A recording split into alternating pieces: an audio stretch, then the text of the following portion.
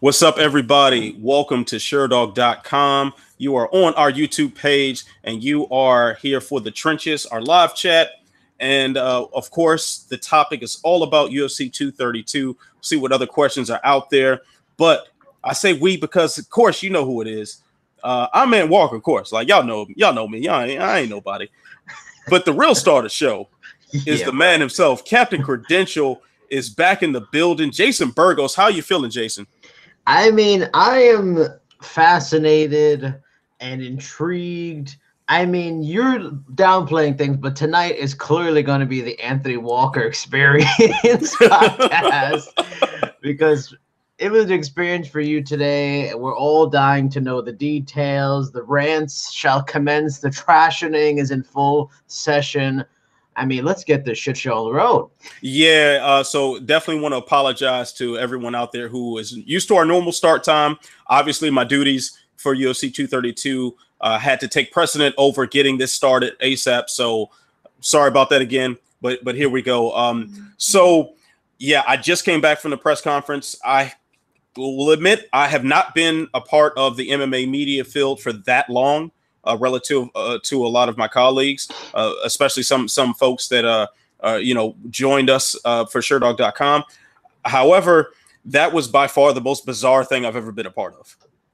By far, it was very strange. I'm sure some of the clips of my question have made the rounds on social media, and it's interesting. But we'll go ahead and get cracking with these questions. And I'll be able to touch on all these fun things going on with the presser. And here we go. So let's start it off with the man himself, Europe One, who's going to give us our first question of the day. He says, is UFC 232 the biggest scandal in MMA history? Never thought I'd say that so soon after the Khabib-Conor debacle. You know what? Yes, this is the biggest scandal in UFC history, in my opinion, because we've had other scandals. We had, John Jones was embroiled in another scandal. Of course, he was more so the victim this time with the Vitor Belfort fight and how it came out that positive test was hidden so that the main event could carry on. And so there have been other things, but this is by far, in my opinion, the most egregious out of all of these separate events, because like this upended an entire card because of one person, and because of this one person, there are now displaced fans and very dissatisfied people who flew from all over the world to be a part of this event. You have 23 other fighters on the card that are adversely affected by their pay, their convenience. I mean, the weight cuts have to be adjusted to the point where the California State Commission has granted them another hour to cut weight for the official weigh-ins tomorrow. This is really overall, it's a shit show. I mean, I don't think there's any other way to put that. And give all credit. Let's make sure we give all credit to the rank and file of the UFC staff, the people that are setting up the octagon, that are the cameramen, the PR people, everybody who is a part of the logistics of how a UFC event happens. They deserve all the credit in the world because they are working overtime for a pretty interesting cause, around the holidays. So we definitely want to give them credit, and we don't want to get them embroiled in the backlash that the promotion itself is rightfully going to receive for this whole thing. So let's get that out the way.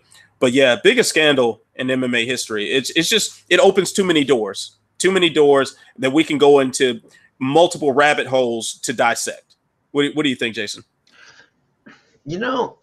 It's hard for me to say biggest scandal over Khabib and Conor, just because Khabib and Conor was like, you literally had a fighter jumping out of the cage and jumping into the crowd and mayhem and all this stuff. Then people from the crowd, that thing was too similar to me to like the Ron Artest Detroit incident, stuff like that. And that was just out of control. So I mean, Malice in the Palace. Yeah, that. It was too close to that in a weird way. So I mean, it's there. And if you're gonna go with it's the biggest scandal, yeah, because it's everything you said is true. It's just, man, I'll say this.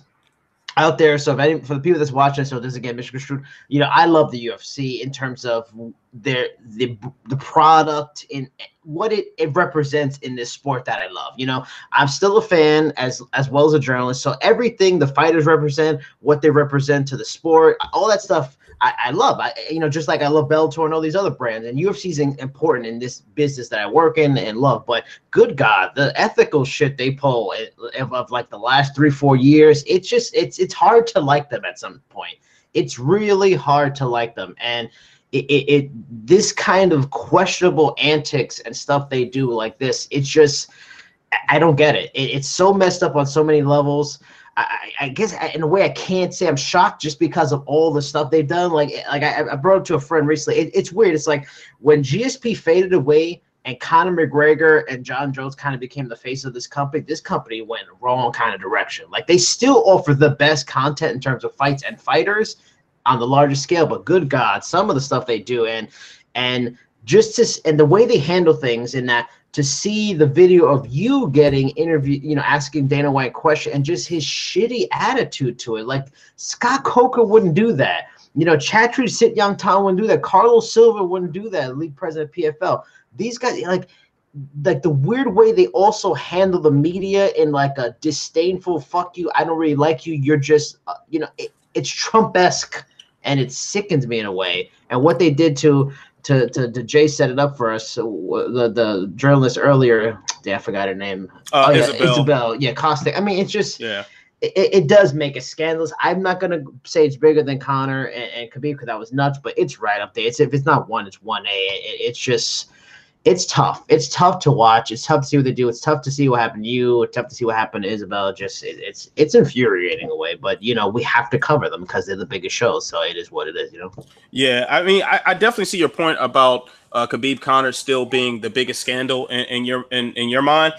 But I think what differentiates these two is that Khabib Conor most likely is not going to have lasting repercussions. At least that brawl, And hey, fighters fight. Like so, shit happens. Tempers can flare. And that was a very ugly buildup that when we think back on it, in retrospect, that seemed like a pretty predictable result, that somebody would lose their temper and some extra action would take place after the bell. That doesn't sound too far-fetched. But if you were to tell me that an entire event was going to get relocated on less than a week notice, and fighters and fans would be displaced and kind of put through these very, very inconvenient circumstances, and then to be met with very flippant attitudes as a result. And this is all stemming from a PED test and the insistence on keeping somebody on a card. I would have laughed you out the building because that just sounds crazy. This is one of those things where, and I'm not even, and our next question is going to try to go a little deeper into the science behind it. Outside of the science behind it, you got to wonder, like, this is one of those things where the future legitimacy of the sport itself is in question. Oh, it's already gone. Yeah. I mean, and exact that response right there shows this is a huge scandal. This is a bigger scandal than a post-fight brawl. We see post-fight brawls or post-event brawls in every sport. That's not that uncommon. But I mean, to relocate an entire event and inconvenience fans, inconvenience other fighters, and all this money coming out of people's pockets, and the people who make these decisions very clearly saying, and for lack of better words, like, I don't give a fuck. That's pretty egregious of a scandal. Like that, I don't see it getting any crazier than that. And if it does, pray for MMA. that is something else. So let's go on to the next question. That's staying on this line. This question is from Hoofhearted. I kind of like that name. Shout out to Hoofhearted. Why do you think Jeff Novitzky and Dana White commented that the amount of metabolites of turinabol found in John Jones' urine is, quote, a very, very small amount and doesn't affect his performance, when it was pretty much the same amount found in a failed test in 2017? So if you don't mind, Jason, I want to take that one first. See, and this is, once again, to not deep dive into the science in this, because I quite frankly don't understand a lot of it. I did try to look at some documents. I did try to Google a few things and research a little bit, but hey, I'm not an expert in PEDs, and the only other person in the MMA media space that is an expert in PEDs I can think of off the top of my head has other issues involving legality and little children. So so that kind of settles that. But I think this is being said because it matches the narrative right now. You know, they have to emphasize that this doesn't affect performance and this is such a small amount because the show is still going on. You know, when John Jones was pulled from UFC 200, we didn't hear all of this stuff from the UFC. We heard some of this from Jones. We heard it from his manager, Melky Kawa. We heard it from people surrounding him. And of course, there's a clear agenda for Jones and his team to get a certain statement out there and say, hey, this shouldn't have affected performance. It was a small amount. We've heard these things from this camp, from the 200 pullout and also from the failed test from 214. But the UFC has to push forward with this agenda because the show is still going on. And very rightly so, people are criticizing the promotion and questioning the legitimacy of everybody from the UFC to USADA to California State Athletic Commission. You know, they have to because they have put themselves in this position. Yeah, I mean, they put themselves in a tough spot. I mean, I mean, you pretty much nailed it. The fight's going to happen. They're not going to cancel the fight, so they have to make it seem to make sense on a level, and it sort of reminds you of like WWE booking in a way. They're going to kind of try to hope you forget some of the things that happened in the past and start fresh, like it's new and things that happened before, and and act like they didn't, admit this was a failed drug test and suspend this guy because it was enough to suspend him 2 years ago almost, and now it's not. It's just this is the ethical questions and odd things of what they do that it's just hard to stomach sometimes. Like I don't get it. Like it just doesn't make sense. Like on a level, from the stuff you hear, but who knows? I wish there was more, and I wish Sherdog, I should have even got involved with this myself, like contacting doctors and getting multiple opinions on, because you see stories about, some people say it's in the state and it can stay in the system for a long time and all these things for years, and just get varied opinions on it, because there's a lot of things out there, but who really knows what's correct? And they're not going to tell you the truth, and they're not going to be honest with you. So it's just, like you said, the fight's going to happen. They're going to say these things to make it make sense now, even though it didn't make sense before. And that's just the story, and that's just the company line they're going to go with. But it doesn't. If anybody's confused, I'm confused, because it doesn't seem to make a lot of sense. All right. So, of course, keeping in line with this same reasoning here, obviously the questions are dominated by this topic, and rightfully so. So keep those questions coming. So this is from Faustian. I think I'm pronouncing that correctly. If not, I'm sorry, bro. I apologize. I think it's Faustian, maybe. Faustian. Oh, yeah, that's right. That's right. I keep forgetting that you updated your notifications on the site. So you read this too. Yeah, that's the guy. Jason Burgos is the guy. Follow him at Cheap Seats Chat. That guy's incredible. All right. So the question from this mysterious person whose name we are debating about pronouncing. He says, Jeff Novinsky, who is in charge of the UFC's USADA program, says he has a background in finance and accounting and is, quote, not an expert in this field. Why should we trust him as a scientific authority? We shouldn't. I mean, Jeff Novinsky has experience in drugs and PEDs. He had a former position with USADA. I believe he spent some time working with the DEA as well. So he has plenty of experience as far as drugs go. It just some sort of enforcement around drugs. So that requires a certain level of knowledge, not necessarily to be a scientist, but you have to have a basic level of understanding. But once again, we got to remember, Jeff Novinsky does not work for USADA. And even if he did work for USADA still, USADA is now, in a de facto way, become some sort of extension of the UFC. If he was with the DEA, okay, that's one thing. If he was still with them. But Jeff Novinsky is a UFC employee. While the UFC was staging this press conference, and while media was arriving and fans were arriving at the hotel in LA to go ahead and proceed with these media proceedings and all that. Jeff Novitzky was on Joe Rogan's podcast, another UFC employee. And now I don't think I'm not going to sit here and say Joe Rogan is like a company shill or anything like that. I'm not going to say that. Rogan seems to be a guy who just kind of speaks his mind and butts heads with people whenever he damn well pleases. And he goes against the company line quite a lot. But when you have the guy who should be at that press conference answering media questions about what's going on, somebody that at least on a surface level can explain these things much better than Dana can, because Dana did just deflect everything to Novitzky. Novitzky wasn't there. Like, he was on another, propaganda fest on Joe Rogan's podcast. Now, I try to listen to some of it while I was driving to that Marriott that they had the presser at. And, several things I picked up. I don't understand the science, and I'm not going to pretend like I do. But, it leaves a lot of questions. We had the reporter we mentioned, Isabel. Forgive me for forgetting her last name. But Isabel was asking about Frank Mir, who had a pretty similar case, apparently, and was shut down by USADA and by the UFC as far as investigating where his positive test came from for these same metabolites.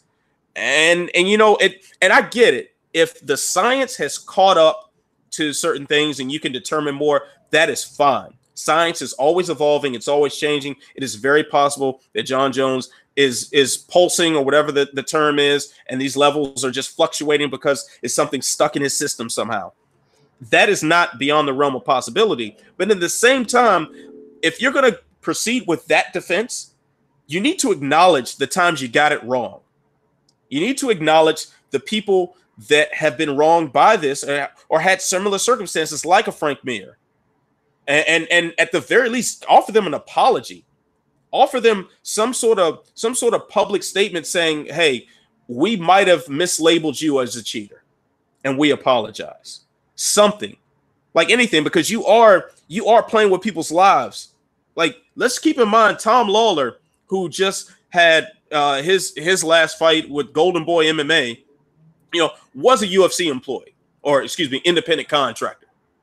Tom Lawler was a fighter in the UFC who was pretty damn good, if you ask me, and a pretty reliable guy to put on a good fight and fill up a card. And when there was some question about his test, they pretty much shot him down. They suspended him for the full amount of time and then cut him right before his suspension was supposed to be up. So you look at the disparity in the treatment of fighters, and then you have the guy who was supposed to represent clean sport working for the UFC, and now he is on essentially a propaganda tour again. Because keep in mind, this is not his first appearance on Rogan talking about a John Jones test failure. All right, so you got him on there again, is speaking his side of the story, and you're not going to acknowledge the guys who have been wronged by this if the science that you're presenting is correct and is up to date. I'm sorry, like, all we're asking for is consistency. I think that's the only thing we're asking for. So when you put a Jeff Novitzky, you put a Dana White, you put anybody in the know, anybody with inside knowledge of these situations, and they're not acknowledging very simple discrepancies, we're going to call your credibility into question. That's just it. Like, there's no other way around that. You cannot have it both ways. You cannot be presented as an expert and then at the same time not show expertise or not show the balance that expertise should bring. So, I mean, I don't know if we can trust him as a scientific authority, because he's not a self-proclaimed one, and his scientific authority, what he may have, clearly has a slant. And this is a situation where bias and favoritism should not be displayed. If we're genuinely concerned about a clean sport, if we're not, then fuck it. Let everybody do whatever they want. Let them come out to the cage with a needle hanging out their ass. Fine. Fine by me. I really don't give a shit. But let's present it for what it actually is. That's the problem. Inconsistency. I mean, and this is again, like, I don't want to keep harping on the ethics thing, but like the way they treat the fighters and the way they treat the media, like what they've done to the fighters, like uprooting them from plans to Vegas, and what your question was the taxes, and then what they do to media. This, how they handle him going on the Joe Rogan Experience. No disrespect to Joe Rogan Experience, but it's like Trump having an interview and going on Fox News. Not to say that Joe Rogan won't ask tough questions, but it's still friendlier airwaves. The guy's still an employee. So he's not going to go too far, and in the end, he's not a journalist. I know he does a hosting show often, but he's not a journalist. Let these people, multiple people, how they don't. I don't understand. This is going back to our podcast about the Greg Hardy thing. And then they try to shut down the media asking questions. Why don't you just nip it in the butt? I don't understand why they don't get out in front of these things, and they prefer to avoid it or do it in a way that's better for them. Get out in front of it. The Greg Hardy thing, make a statement early. We're not going to talk about the Greg Hardy thing. We want to move on. This is the thoughts, whatever. This is why we made the decision. We'd like to move forward from here. And if somebody asks questions, it is what it is. You shut them down. For this, how do you not have Nowitzki come out in front of all you guys at the media before everything starts? Okay, we know they know this is coming. They can't be surprised these questions are coming. So come out, get in front of everything, say, Jeff Nowitzki, handle it. Boom. This is what you get paid for. Answer all the questions in front of all these various media persons with different opinions, ideas, characteristics to ask varied questions. But no, they go on the Joe Rogan Experience. I mean, come on, man. Like, so it's frustrating. So to go back to the question, yes, do not trust he's a scientific authority. He's not. Big corporations do stuff like this, that there's a person that's the head of a corporation that a department that may not be an expert in it. He's pretty much the UFC spokesman for the USADA program, within their guidelines. He's heading it, but he's not an expert. So he's third person getting you the information from the main sources. And again, back to why they don't get in front of it. Transparency. How do you just not have, when I forgot who asked Dana White a question about it was Aaron Hawani asking about the doctors, because he said, I don't know about it. I don't know this stuff. It's the expert. The expert tells. And he asks, well, who's the expert? How do you just not know? Oh, it's Jim Smith, a doctor from Mount Sinai. It is Tabitha Soren from, whatever. Come on. Tabitha Soren, no. It just came to my head. But you old school MTV folks out there. But, like, how do you just, why are you not prepared? You are running a $1 billion organization. Yes, it's this person. This is what they said. You can contact them, or if you don't want to take the bullet, still, like, come on. So either you don't have legit sources, or your voice. It's annoying. He's just a spokesperson. Don't take him as any authority. That's why it's always good to look up something for yourself. And I in a way, I think the media should take a little bit of a drop in the ball. Some website should have went and at least contacted a bunch of sources and doctors and asked their opinion, because that's what most sites will do. You can't get the sources they told you, get other experts, see what they think about it, and then boom, you inform the public that. Maybe we should still do that. Maybe we should in the next couple of days see if we can contact some experts and get some quick thoughts and do a quick story, because it's just a big question. They don't want to answer it. They don't want to give details. There's no transparency. So despite a press conference, we're all still, I don't know what's happening. So yeah, you know what, and it's I'm glad that you mentioned that about the seeming lack of preparation for these sort of questions. It's pretty funny to me that this gave me a lot of reminders of the Golden Boy MMA press conference, where Oscar De La Hoya was completely clueless to what was going on and just got up there and just started rambling about nothing. Because there's no way that you can have this amount of controversy surrounding a fight and all these different angles and all these different people that have been uprooted by this and been upset by this and confused. And you have genuine journalists out there. You have even just the fringe media personalities that are curious about this. You have all these things going on. Be prepared to answer a question about that. Yes. I don't understand how you can get angry at those questions. Yes. That right so there. Ridiculous. Like, how can you, like, and the thing is, everybody on that stage is smarter than that. Dana White is much smarter than that. John Jones is much smarter than that. Like, you can't suddenly get upset. Like, how dare you ask me these questions? How dare you? Well, how dare you get in front of me with this bullshit? Because that's essentially what's going on. Like, you're getting in front of somebody and just blatantly lying or just deflecting or whatever. You're not honestly addressing the questions that are being asked. Now, you are under no obligation to answer those questions. I get that. But don't get upset when those questions get asked. Yes. When you put yourself in the position to be asked those questions. That doesn't make any sense to me. And obviously Dana White is a very smart person. He obviously is. You can say what you want about his personality. You don't like him and this and that. I think he's an incredibly intelligent person and has been brilliant at what he's done in helping build the UFC to what it is today. That is obviously takes an IQ above the average. He knows yeah. that these questions will be asked. Yeah. And I actually was very surprised that there wasn't any sort of restrictions suggested to the media as far as questions that could be asked. Without dropping names, so as to not have anyone get in trouble. A fellow media member told me today, was like, hey, if they tell us what not to ask, that's the first thing I'm asking, and that's the only thing I'm asking. So you're not going to have a room full of people with this sort of mentality and just expect to just skate through. Yeah, like I don't know what the thought process behind that. Answering with anger and indignation does not mask the fact that you didn't answer the questions. Mm-hmm. It doesn't. So, in fact, it makes it stand out even more. Yeah. So, all right. So let's get to our poll question. And this was a poll question that I know had to get adjusted a little bit because some options were suggested, and rightfully so. So the poll question is, who is at fault for this UFC 232 debacle? The current results are the following. 39% say everyone, 33% say John Jones, 16% the UFC, 6% USADA, and 5% Nevada State Athletic Commission.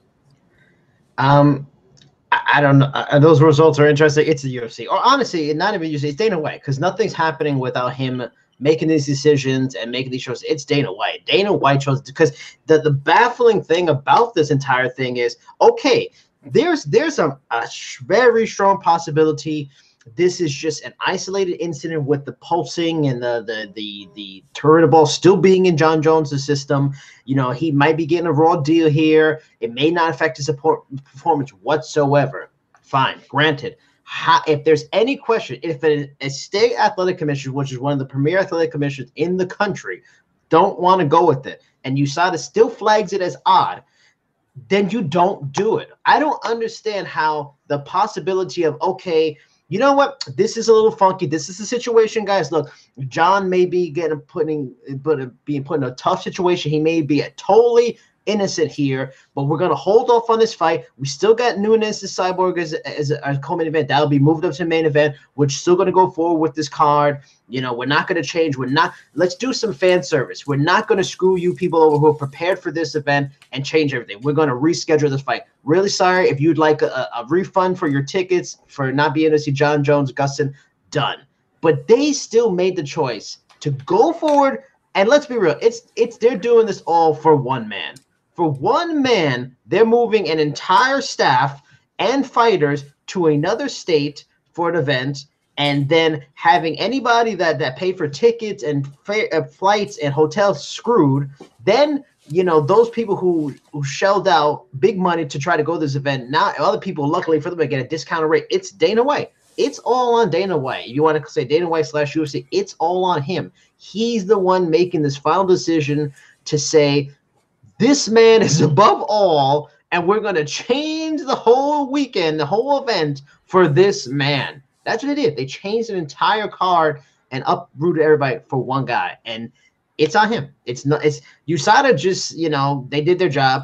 Nevada did what they felt was the right thing for them. Even John Jones is not the main issue. It's his body. He's the stupid one that put Ball in the system in the first place, but it's Dana White. He made the decision to do this, and why it's a scandal. All on you, DW. You know what? I feel where you're coming from, but I'm going to respectfully disagree. Because this is the thing. Now, I was just harping on about consistency and how they treat fighters, but I think we have consistency in behavior of a fight promoter.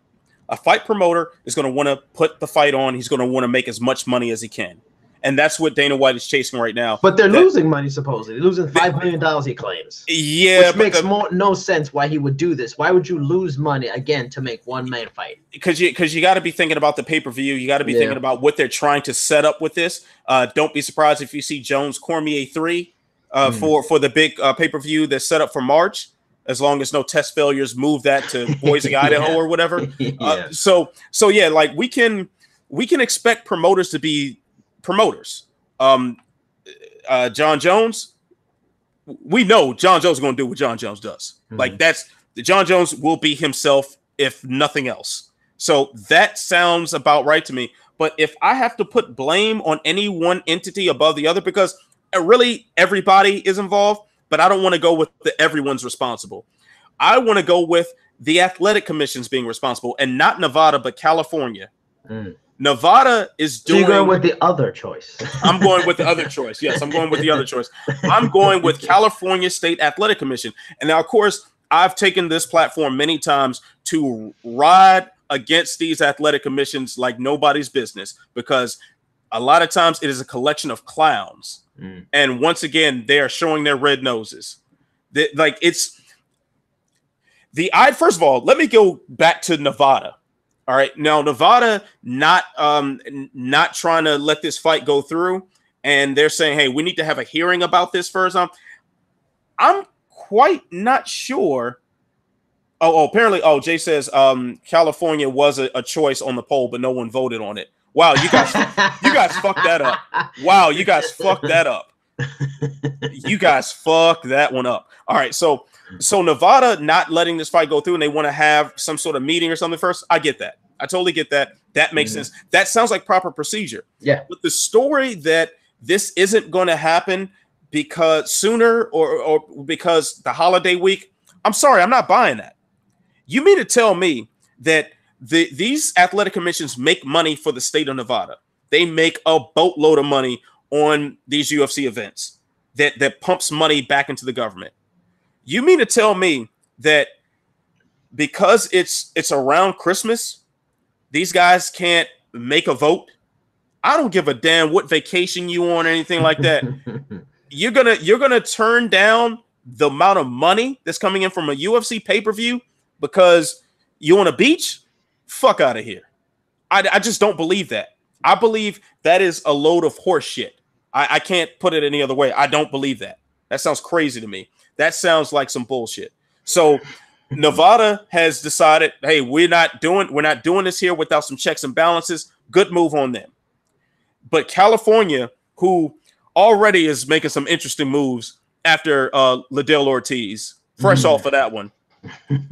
Just fresh off of that, they're still cleaning up the bloodbath that was, and now we're gonna have John Jones fight, and this is after a total debacle of a commission hearing that granted him his license if he were to volunteer for VADA, and he thought about it and then declined it, but now he has to do it. But this is so stupid. This is so stupid. Now, I get if the science is starting to catch up and you say, hey, the science is catching up. We're understanding this more. But nobody's really saying that. Everybody's saying we think we get it, but we're not quite sure. But let's have this fight happen anyway. Not proper procedure. That's not how it should be done. If you give a shit about a clean sport. If you don't, then let them fight. Let them do whatever. But just tell me what it is. Like, don't blow smoke up my ass, bro. Like we are not unintelligent people. You know, yes, there are a lot of stupid people in the world, but there's smart people that exist as well. And we can see through some of this shit. We can ask certain questions and be confused about this because this is a very confusing thing. Please tell me, California State Athletic Commission, what justification you have for letting this rock. And I want to hear the science from them, not from a UFC employee on the platform of another UFC employee. I'm telling you, if the next stop for the Nowitzki propaganda tour is on UFC Unfiltered, throw the whole thing away. Throw it away. Like I don't want to hear that shit. Like I want to hear people who are going to be held accountable and have to prove what they're saying. and not just speculate, not just say stuff and not pseudo speak and not something that is difficult to figure out or smoke screens and not addressing these real issues. I'm sorry, like it's not good enough. It's just not. It's simply not. Let's not present this to be something that it is not, because that's what I'm getting right now. This is being presented as something it is not. And then to John Jones, like the attitude that he took at the press conference. Yes, he's going to be himself, but Jesus Christ, man, can a PR person sit him down and have a long talk with him about how this shit's supposed to work? For real. Because no, that is not the move, my guy. That is not it. That is not it. I just don't know any other way to say it. To say it, like we're talking about the single greatest talent the sport has ever seen. Perhaps one of the greatest martial artists, period, that has ever walked the face of the earth. And whatever. Say anything, let it make no sense, let you be fixated on the word picogram or pictogram or whatever you're saying because it sounds good without actually giving us any substance behind your answers. You're not obligated to answer. I acknowledge that, but don't blow smoke up people's asses, please. Please. Like I don't think that's too much to ask. And especially if you're talking about somebody whose intent is to make as much money as possible, get these big endorsements. This is the guy that Nike got behind. Reebok would sign him soon after Nike dropped him. Gatorade was on his shorts. This is a guy who brought in blue chip sponsorships. So I know you want that blue chip money again. You got to act like it. There's got to be a publicist that sits you down and tells you shut the hell up sometimes. Or talk like you actually care. Pretend like you care. Please pretend that you care. I mean, whatever. Like, don't worry, Anthony. The smoke will be continually coming up your ass as long as you cover the UFC. Yeah, I mean, and that's part of the fight game, and I accept that is part of the fight game. But I mean, sometimes this has gone beyond ridiculous. This has gone beyond ridiculous. This is like another wave of just disbelief. Like, what? This is happening? Just thinking that we've had Conor and his craziness for years, but Conor's still getting a title fight, the Nurmagomedov, all that crazy for that press conference and lead up. Then the Greg Hardy Ostovich thing. Now this, it's crazy. It comes in threes, I guess. Yeah, I mean, what are we doing? Oh. All right, so we'll go to the next question. And this question is from Dawes.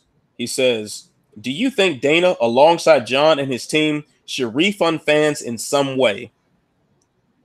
Don't get your hopes up on that. That's not gonna happen. I mean, should they?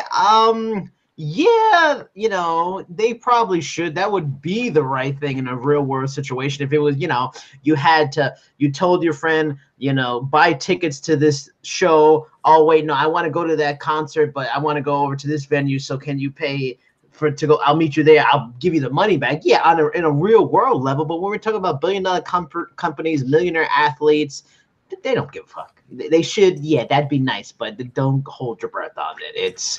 They don't give a fuck. Don't.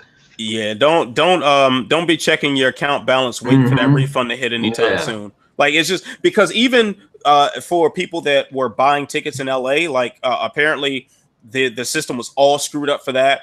People that were trying to rebuy tickets, the few people that were willing to travel from Vegas to LA for this had trouble getting similar tickets.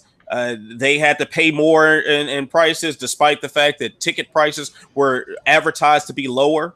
I have a close friend of mine that's going to attend the fight, and he was saying like he would order his tickets, and then when he'd press order, the price would change, and it would be a different seat. There's like all these these problems with the system screwed up everything. Like this has been a clusterfuck in so many different ways. And there's really no other way I can say that. Like, it's been a clusterfuck. It's been crazy. Yes, Dana White should be spearheading the movement of refunding fans who have spent their hard-earned money and are now trying to figure things out around Christmas and New Year's when Vegas and LA are very expensive and airlines are very expensive. They're going to have to figure this out on their own. The UFC's not helping them. Dana White should. He should. That should be priority number one, is making sure the fans are taken care of, because this is the sort of thing that creates enemies, and not enemies in the sense that like some disgruntled fan is going to run up on Dana and crack his knee like Nancy Kerrigan. I'm not saying that.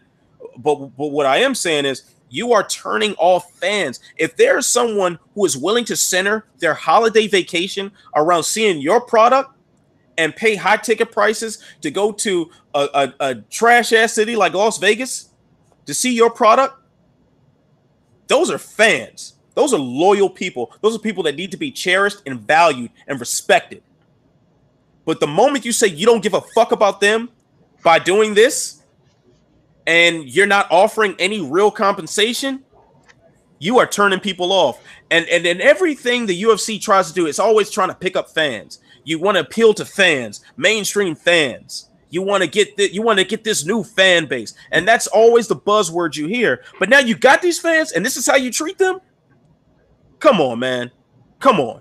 There's no way the UFC or any other promotion could survive by shitting on the fans the way they have for 232. There's no other way. There's no way that any company is going to survive like that. So, and then also for him to take the same attitude toward the fighters. These are guys that pay your bills, man. These are guys that bring in the fans to get the money, and you don't care about their increased medicals or their tax liabilities. You don't care. I'm sorry, but there's a true disconnect between this high, rich, mighty place and reality.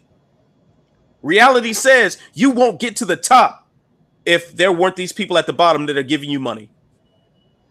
I mean, show some respect to them, please. And you know the sad fact that they could have really did some fan service and really did some cool things with a shitty situation that, okay, yeah, you're not going to refund them the money, but a clear cool thing would have been like, you know what, take it off pay-per-view. It's going to be on ESPN, or I mean, not ESPN or Fox, you know, do something like that. But of course, they're not going to do that because they want the pay-per-view money. You could have did something as simple as get like a bunch of fighters, bring them to Las Vegas. If you brought a ticket to the arena, you can still come. We're gonna put it on the screens. We're gonna have meet and greet with like 20 different fighters. You can get pictures, you know, autographs. You could have made like a mini convention, something quick. You could have did that in the arena to try to just goodwill with fans. And not all of them are gonna go. Some are gonna turn down, but it still would have been an experience. Hey, I didn't get to see UFC 232, but I got a picture and with Donald Cerrone, and that's also because he's my favorite fighter, or whatever. You know, you could have, you know, anything. Like get some of the champions out there on short notice, pay them some money, bring them out there, meet and greet, whatever. You could have did some cool things like that. And like, look, we are legitimately sorry. We're trying to make amends and make everybody happy. But it wasn't even like that. It was just, you know, they almost didn't even have the media day. So until like last minute, and that's part of them doing it so last minute that makes no sense. Like if this all would have happened 3-4 weeks ago, and then they did this switch, I get it. But to do it all in a week again for one man, it's mind-boggling, and I don't get it. But you know, I can't. Like I said before, I'm not shocked necessarily. It's just another one of those instances where they do something that just is, I don't get it. Yeah, and you know what? I'll give John Jones credit for trying to have some sort of fan interaction before he left Vegas. I'll give him credit for that. Like that. That was a good move. That's a publicist tapping him on the shoulder and be like, "Hey, you need to do this, man." Yeah. Or they're coming out with the blow torches and machetes. You better get up there and you know and what Greg Jackson told him when he dropped Machida's dead body on the canvas. Go get some fans. You know, like that's something that makes sense. Like that. There should be something of that sort, or one very basic idea, which very well, it'll cost the UFC a lot of money, but you know what? It would have been worth it if you had chartered buses to take fans that had tickets to the forum. Could that too? Yep. You know, you could have done something like that, or charter a few planes or something like that. Something because at this point. Like as a fan, if I'm a fan that got a ticket and centered my vacation around this, I don't give a fuck about your bottom line. I don't give a damn if it cost the UFC $6 million to move the fight from Vegas to LA. I don't give a shit about that. If I spent my hard-earned money, I don't care. Like the cheapest thing and the easiest thing would have been to say, hey, John Jones, you can't fight on this card. Amanda Nunes Cyborg, you are down the main event. There would have been some people upset that they didn't get to see John Jones fight, and that's understandable. There would have been people who traveled from Europe to watch Alexander Gustafsson and would have been upset, and that's totally understandable. But at the end of the day, they would have had an event. They would have had something. Yep. They would have had a UFC experience and still got to witness what could be the greatest women's mixed martial arts fight in history. So really, this whole thing is just why? And if you're going to go that route, so what if you lose money on this time? You are retaining fans. Exactly. You're retaining the people that are going to continue putting money in your pocket. That's really it. That's really it. I don't care if it costs you to charter buses or charter a plane or two or whatever, or even host a big watch party in T-Mobile. Host something. You get other fighters and stuff that live in Vegas and can give like a real fan experience and something that they would be able to put together with the plethora of combat sport personalities that are in Las Vegas. And let those fans who got their tickets, let them get some of their money refunded, but they still get their hotel reservations. They still get the experience of being involved in some sort of UFC event. You know, there is something that could be done outside of just saying, fuck it. Because that's essentially what they said, fuck it. You know, and you go on Twitter right now, there are tons of people who are highly upset because they spent thousands of dollars coming from all over the world to see this. You know, I'm not even talking about the media members that have been displaced by this. The hell with us. You know, the hell with us. Like these are occupational hazards for what we do. And we don't pay for our tickets to a fight. We get press passes. Even if we do have to come out for flights or hotels or whatever. But media, it's a job. Fans work their jobs so that they can enjoy nights like Saturday night should have been for them at T-Mobile. Respect that. And it's funny too, is like you do this right now. Like, wait a minute, you guys want people to still buy subscription to Fight Pass, and you want people to buy ESPN Plus apps after this? I know that's not the entire fan base, but I don't know. I'm just gonna say, okay, you want to spread some bad will right when you want people to buy apps. I don't think it's a good idea. Yeah. All right, so let's move on to the next question. Another one from actually the review on my phone flipped over, so now let me get it back there. All right. Yohimbo says, what's next after Jones versus Gus? You know what? That's just going to depend on how this fight plays out. My first prediction is I think Jones is going to get the win. So we'll just put that on record. But I think when that happens, I think you see Jones fighting either Daniel Cormier, possibly at heavyweight, or you see him. I think they might try to throw Brock Lesnar at him at heavyweight for the pay-per-view in March. That would be my first guess. But who knows? Depends. We gotta get through Saturday night first, and we can get a better answer on that one. Yeah, I too also believe John Jones will win, and yeah, like you mentioned before, Daniel Cormier part 3. It's interesting because it's going to influence what Daniel Cormier's possibly last fight of his career is going to be, because he's either going to be maybe John Jones part 3 at heavyweight. I think that's what Cormier will probably prefer. I hope so. I think he should do it like that. Or Daniel Cormier is not going to fight it because he doesn't want to fight Gus again. He has no interest in going back down to 205 other than John Jones, and it'll probably be Brock Lesnar or maybe Stipe Miocic rematch or something like that. But yeah, for Gustafsson, if he wins, I don't know. It's going to be interesting. Maybe if it's a great fight again, maybe they just set up Jones Gustafsson 3, and if they're 1-1. Otherwise, we talked about it many times how thin the light heavyweight division is. Maybe they do it Anthony Smith. Maybe they feel Gustafsson Anthony Smith is an interesting fight more so than Anthony Smith versus John Jones. So, but either way, I'm curious to see what happens. The fight's fantastic despite all the nonsense and drama and bullshit. It's a fight I'm really looking forward to. So I'm curious about what happens in the fight and then what's the fallout of it. Yeah, agree with that. I'm sending Jay a message real quick. All right, so here we go. I think also too another thing to keep in mind for 205, Luke Rockhold moving up to light heavyweight. So consider him a player in that division instantly. The moment he makes his debut at 205, he is a player in the title picture. You know, he's too big of a personality. He's too familiar of a face to not be inserted in the title picture in such a thin division, regardless if just Gus or Jones wins. Of course, him and Gus were linked to a scrap fight at 227 earlier this year.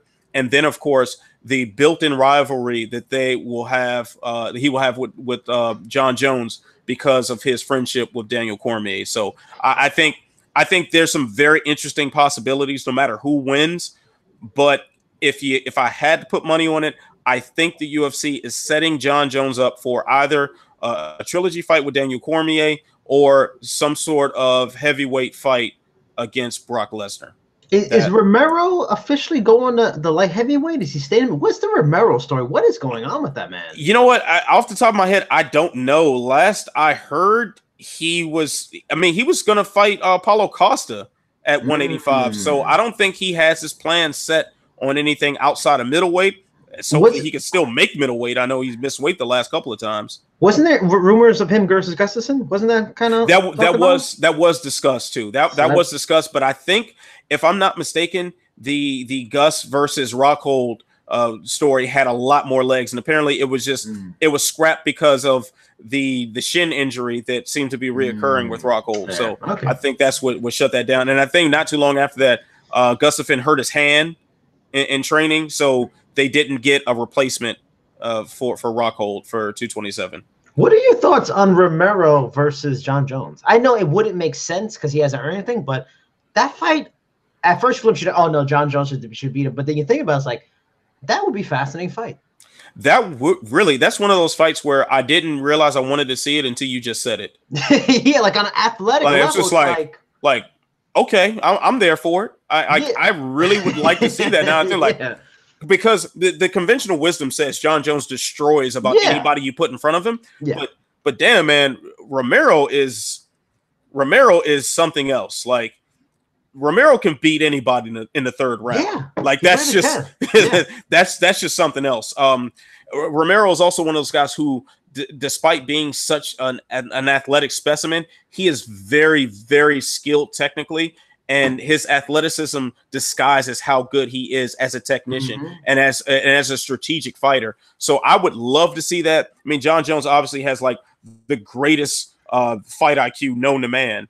So Jones would have proper responses to a lot of things. Could he handle that level of strength or that explosiveness? No, we don't know. I would love to see that. I did not want to watch that fight until you just said it. And yeah, I want to watch that fight. And, even on not even just athletic IQ level, what's crazy is that Romero has a very good IQ. It's like unsuspecting in a way because you see his athleticism and everything like that. But this is a guy who looks like he's losing. He clearly is strategizing and figuring out a way to get to people, and he does. He loses rounds all the time, and then in a split second, he finds the gap and the openings look for. And that's more than just athleticism thing, because there's a lot of athletes in the UFC, but the way he can dissect a person so quickly after looking so pathetic is that guy has an IQ too, which is surprising for someone with limited experience in the cage. But yeah, that fight will be fun. Yeah, let's make it happen. Shut up and take my money. Yes. Just don't change the venue at the last minute. And if you do change it at the last minute, change it to LA so I can be there. All right, so I guess we're gonna wrap it up because I know we started 2 more late. Questions, right? Yeah, 2 more questions. All right, yeah, bet we'll do that. So, all right, so the next question, where we go? All right, so this is from CC27. Whoa, what about the? Sorry. Yeah. Yep. Yeah, sorry, CC27. Sorry, bro. Right. This is from Individual Thought Patterns. UFC 232. Who you got? Chris Cyborg versus Amanda Nunes. Can Nunes pull off the upset? John Jones versus Alexander Gustafsson. How does Gus beat Jones, or does Jones destroy him? And I was about to read Jay's note to us after that, but that would have been incorrect and very strange for the listeners. Yeah. So, all right. So Amanda Nunes versus Cyborg. I'm leaning towards Cyborg, but I think Nunes makes a hell of a fight out of it. I think this fight is going to be much more competitive than the typical Cyborg fight. That's my initial take. What do you say? I agree too. I think it'll be a fun fight. When you mentioned earlier that it could be like the best women's fight in women's MMA history, yeah, I think it could be historic right up there. We're going back to Carano Cyborg and day. I think the only thing is if Nunes is not faster and it's not clear she's faster, which we'll find out relatively early in the fight, I think everywhere else Cyborg's pretty much even and has similar skills and is stronger and hits harder. So if Nunes can't be faster, I can see it ending. I can see maybe going like third, fourth round. She maybe get TKO, but if she's faster, boy, that fight's gonna be real fascinating, real fucking quick, and I can't wait for it. Yeah, I really want to see this fight hit the ground more than anything else. I think on the ground it will get very, very interesting. Both of them are Brazilian Jiu-Jitsu black belts, so I would love to see that. Cyborg, being the bigger person, could use her weight to her advantage if she's in top position. But if she's not in top position, you don't want Nunes on top of you. Yeah. You just don't. So I really, really am looking forward to this fight. And it's a shame that all the controversy and all the madness surrounding this event is taking away from what could be a very, very historic fight. As far as the second part of his question, I knocked the hell out my computer and shaking the camera. As far as the second part of the question, Jones versus Gus, we both are picking Jones in that. I think Jones is going to get a finish too, because we can sit here and talk about his personality. We can talk about his PED failures. We can talk about all the controversy surrounding Jon Jones, but we're also still talking about the greatest talent mixed martial arts has ever seen. And that simply doesn't change. Alexander Gustafsson, in a world without Jon Jones or a world without Daniel Cormier, would go down as one of the greatest light heavyweights of all time. He would have been a champion if it weren't for those two men. He just happens to exist in the era of the two greatest light heavyweights of all time. So that is no slight to Alexander Gustafsson. He is incredible. Against any other light heavyweight, I'm picking him. But I think Jones gets it done. I think he gets it done in brutal fashion as well. We see now he knows what Gus can offer, and he knows what it's like to fight him. Apparently bullshitting through a camp, and I don't think he makes. I don't think he's made that mistake again. I think he goes in there focused. I think he goes in there and he handles business in a very quick, very violent, very definitive fashion. Completely agree. I agree also with the finish. I think Gus will have his moments early, but yeah, I'm on board with that. He slept on him for sure in that first fight. Jon Jones has only been, I think, in one rematch of his career, and that was a Cormier fight where he actually finished him. The only person to even really to ever finish Daniel Cormier. And this I don't understand this, and I'm surprised it hasn't happened. Maybe it's just good matchmaking for Jon Jones. There's one way Gustafsson can win. I mean, of course, it's his footwork, moving side to side, boxing, his range. But Jon Jones is so good. That's what makes him irregular for a man of this size. He can close distance so well. He's so well close distance and explosive. He can close distance with an elbow. An elbow strike, he can get in on you quick and do stuff. I can't believe no one has ever done in this sport now, and it's a trend. I actually wrote articles, one of my first articles for Sherdog about it. Calf kicks, low kicks. Douglas Lima uses it to perfection. We've seen, the Michael Chandler Primus fight where Michael Chandler got drop foot from it. Low kicks to the calf are extremely effective. Look at Jon Jones's legs. Look at that man's calves. You see, Lee McGarry, I interviewed him recently. He got low kicked against Nemkov, broke his fibula first kick. And he has similar legs, skinny calves. How more people do not kick this man's legs is shocking. If someone started using low kicks on him, that would be interesting. If Alexander Gustafsson were to bring in that wrinkle in this fight, because he's tough enough to take shots, if he could just low kick, start using his long legs, his ability to move, low kick, move it would be interesting. So I hope to see that. I don't think I will, but yeah, I think that might be, for me, as a novice fan of the sport. If he can low kick him and start wearing on his legs, Jon Jones, all of a sudden that explosiveness and everything, how does he deal with it? It'd be fascinating, but I don't think it's going to happen. Yeah, I mean, that's a really good observation, too, especially considering that Jon Jones isn't known to have like that one-shot punch kill power. Yeah. So that's always the danger with leg kicking a guy with that long of a reach, is that he can you're still in his punch range. But Gus can clearly take a Jones punch. Yeah. He's also good defensively in his own right, so he's not going to sit there and just take a whole lot of shots anyway. He'll be able to get his head off the center line when he lands some of those kicks and maybe wear away at him. I would love to see that. I really want to see a competitive fight between the two. I just don't see it happening nearly as close as it did at was at 165? I think so, yeah. I think 65, yeah. Yeah, so that's going to be my initial take on that. So we got one final question for the evening, because I know you gotta get to bed. Actually, I gotta go to bed too. Early weigh-ins. Yeah, so I gotta be there sitting in the hotel watching everybody standing there on the scale on their underwear. That's gonna be great. So this question is from Europe One again. Europe One, salute. He's the man. All right. Thoughts on PFL holding their event on New Year's Eve? Outside the box genius or baffling decision making?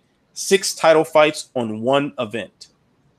Well, I have a level of Sherdog expertise in the PFL. I've done a lot of interviews with fighters. I've got 8 fighter interviews with finalists up on Sherdog now. I think it's kind of tradition. Would you not agree, Anthony? Like the New Year's Eve, the end of year is like an MMA tradition. I mean, it's more Japanese tradition, but this event, UFC 232 is kind of the UFC's version of the year-end extravaganza. So doing an event on New Year's Eve is MMA tradition, not as much US, but no, it's not a bad move. It's on a Monday night. If fight fans are going to go or not, for me, it's going to be crazy because it's on 34th Street, which is where the Garden is at. 42nd Street, which we all know what's happening on 42nd Street on New Year's Eve, is, just not that far away. So it's going to be interesting on that level.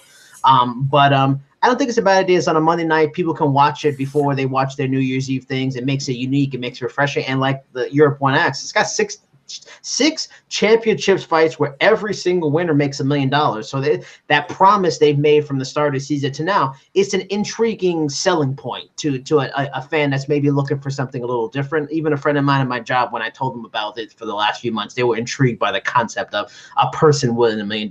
Some good fighters there too, Lance Palmer, Vinny Magalhaes, stuff like that. So I think it's cool. I think it's a unique concept.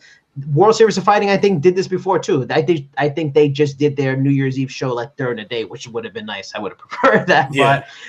But no, I mean, I think it's clever. If it doesn't work, they don't have to do it next time. Why not try? It's the season 1. It's the time to try some new things to see if they work or not. Yeah, I mean that experimental idea makes a lot of sense. But I will definitely say you touched on this already. Like this card is too late in the day. Like.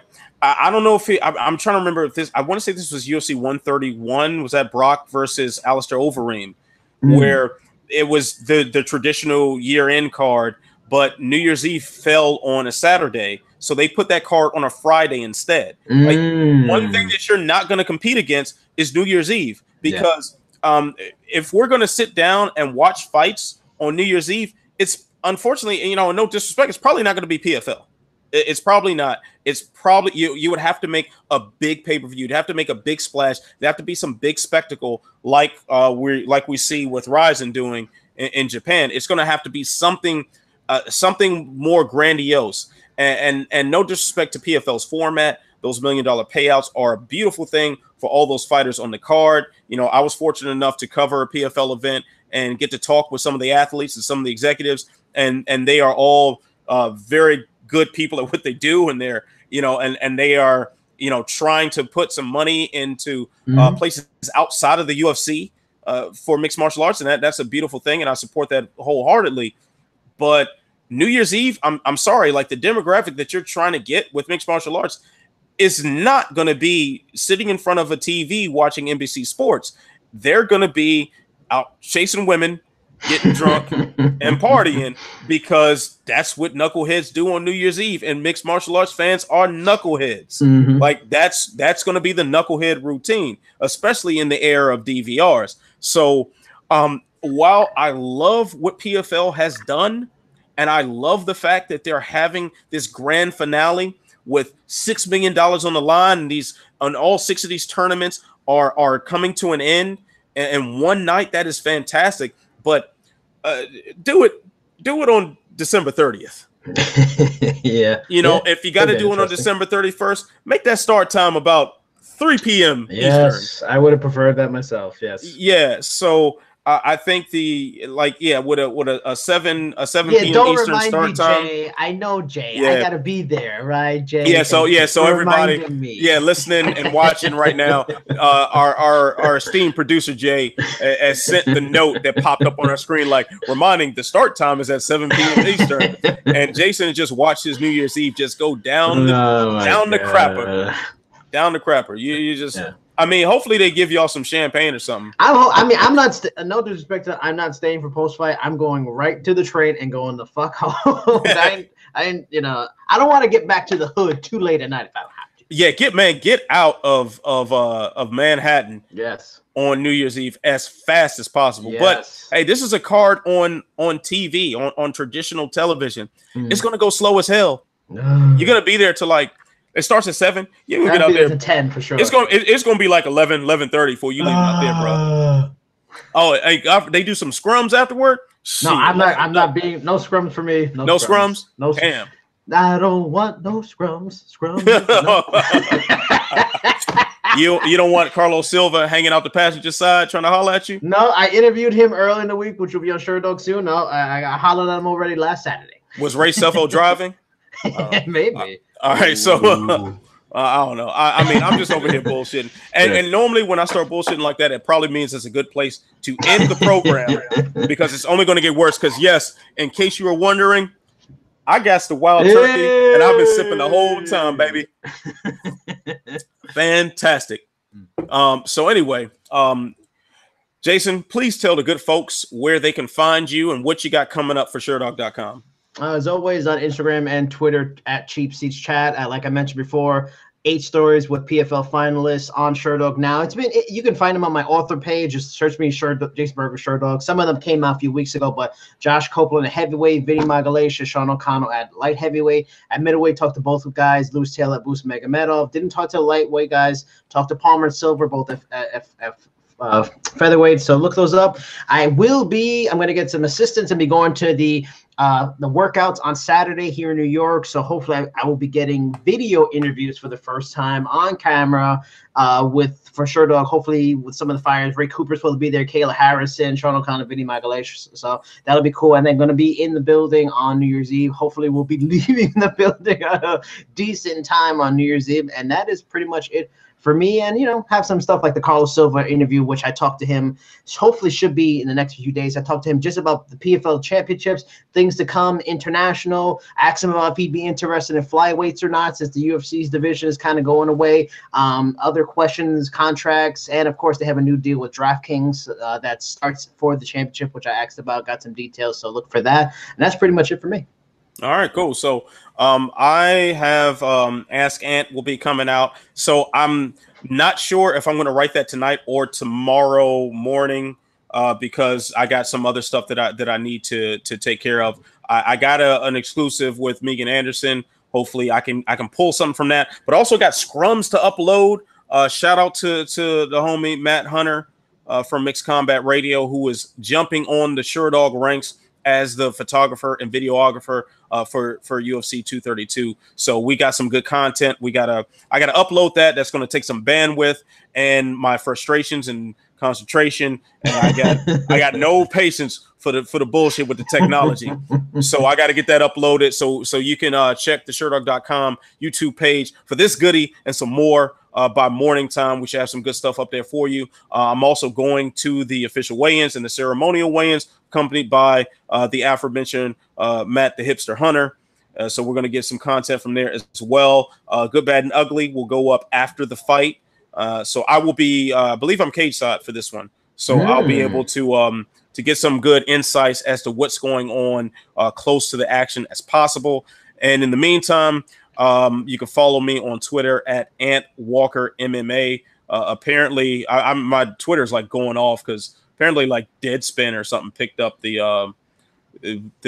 little blurb with Dana at the presser today. So yeah, my phone is like rattling off the hook right now. But anyway, so anyway, so check that out. If you got any questions, comments, concerns, suggestions, you know where to find us at Ant Walker MMA and Cheap Seats Chat. For the man, Mr. Jason Burgos. In the meantime, if you like what you're listening to, like and subscribe, all that good shit. Leave a good comment, leave a good review, get some questions in for next week. You're like, just participate, man. Don't just sit there and learn. Participate. For real. Shit. All right. Anyway, so that's going to do it for us here. He's Jason Burgos. I'm Anthony Walker. This is The Trenches on Sherdog.com. You know what to do, folks. Stay positive, stay beautiful, stay sexy. Peace.